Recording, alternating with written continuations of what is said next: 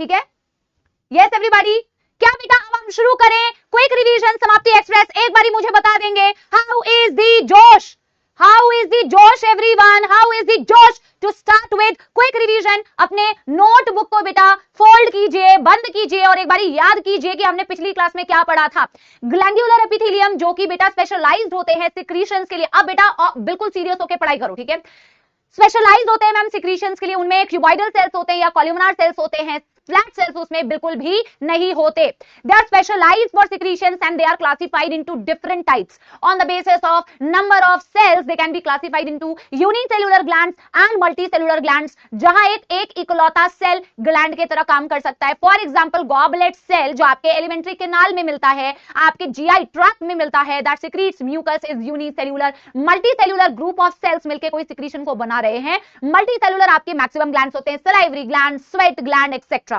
On the basis of mode of pouring their secretion, अपना secretion कैसे पोर करते हैं बेटा, क्या डक्ट की हेल्प से करते हैं या बिना डक्ट की मदद से करते हैं या दोनों चीजें उसके पास होती है। अगर डक्टलेस ग्लैंड है, बिना डक्ट के डायरेक्टली अपना सिक्रीशन ब्लड स्ट्रीम में डाल रहा है, तो एंडोक्राइन ग्लैंड, आपके hypothalamus, pituitary gland, thyroid gland, thymus gland, बहुत सारे ग्लैंड्स के बारे में आप पढ़ोगे जिनमें डक्ट नहीं होती, डायरेक्टली अपना सिक्रीशन वो पोर कर देते हैं। बट डक्ट वाले ग्लैंड यानी एक्सोक्राइन ग्लैंड, डक्ट क्या होती है, ग्लैंड में से निकला हुआ एक पाइप, तो ये होते हैं मैम एक्सोक्राइन ग्लैंड्स, जो आपने एग्जांपल अभी क्वेश्चंस में करे थे। म्यूकस सिक्रीट हो गया, डाइजेस्टिव एंजाइम्स बेटा रिलीज हो गए, सलाइवा रिलीज हो गया, ये सारे ही डक्ट के माध्यम से अपना सिक्रीशन बाहर कर रहे हैं। म्यूकस हो गया, मिल्क हो गया। लेकिन मैम कुछ ग्लैंड्स ऐसे होते हैं जिनमें एंडोक्राइन और एक्सोक्राइन पार्ट दोनों होता है, जहां सिक्रीशन डक्टलेस वाले पार्ट से भी आ रहा है और डक्ट वाले पार्ट से भी आ रहा है। For example pancreas, mix gland, heterocrine gland या कंपोजिट ग्लैंड भी बोलते हैं। बेटा बहुत एक दो डाउट्स आए थे कमेंट्स में, तो मैंने वैसे आंसर सब, हम लोग आंसर तो आपके सारे डाउट्स के मोस्टली दे दिए जाते हैं। एक डाउट था जिसमें पूछ रहा था एक बच्चा कि मैम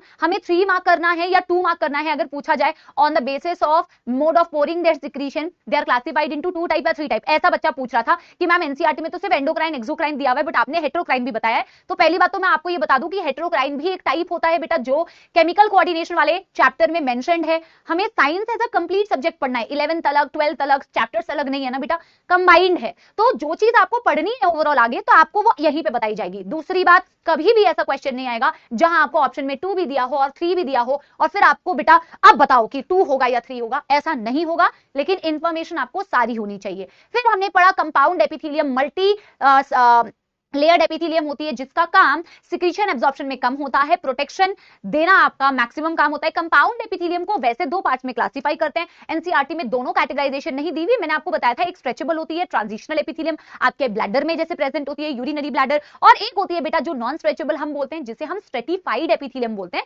जो फर्दर अलग अलग टाइप की होती है, बट आपकी एनसीईआरटी में नहीं है। आपकी एनसीईआरटी में डायरेक्टली कंपाउंड एपिथेलियम के एग्जाम्पल दे दिए हैं।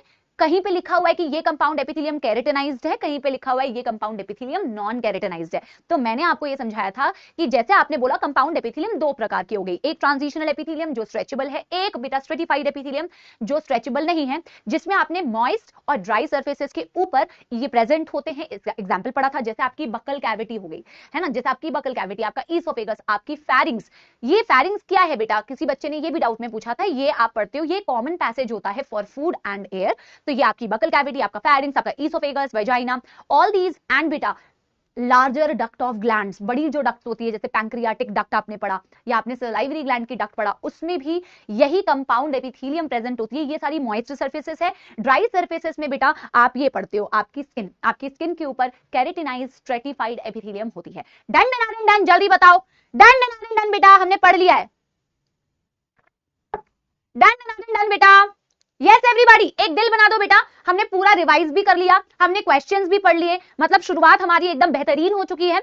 अब हम बेटा कहां बढ़ते हुए चलते हैं, हमारे सेल जंक्शंस वाले टॉपिक पर। फिर हम बहुत ही शानदार तरीके से शुरुआत करेंगे कनेक्टिव टिश्यू की। आई होप बेटा आप लोग बिल्कुल सिंसियरली रिवीजन को भी फॉलो करते हो, और मुझे नहीं लगता जूलॉजी में आप कोई भी बैकलॉग लेके चल रहे हो अभी तक का बेटा। इतने सालों में मैं जेन्युइनली तुम्हें बता रही हूँ, पढ़ाने का जो एक्सपीरियंस है, मुझे लगता है कि जो बच्चा बहुत आराम से सिंसियरली पढ़ रहा है ना क्लासेस में, जूलॉजी में तो बैकलॉग होने के बहुत कम चांसेस है। हाँ, आपने बेटा लगातार 4-5 क्लासेस अटेंड नहीं करी तो वो अलग बात है। अगर आप रेगुलर हो तो चांसेस बहुत ही कम है, ठीक है, और बेटा रेगुलर ही रहना है।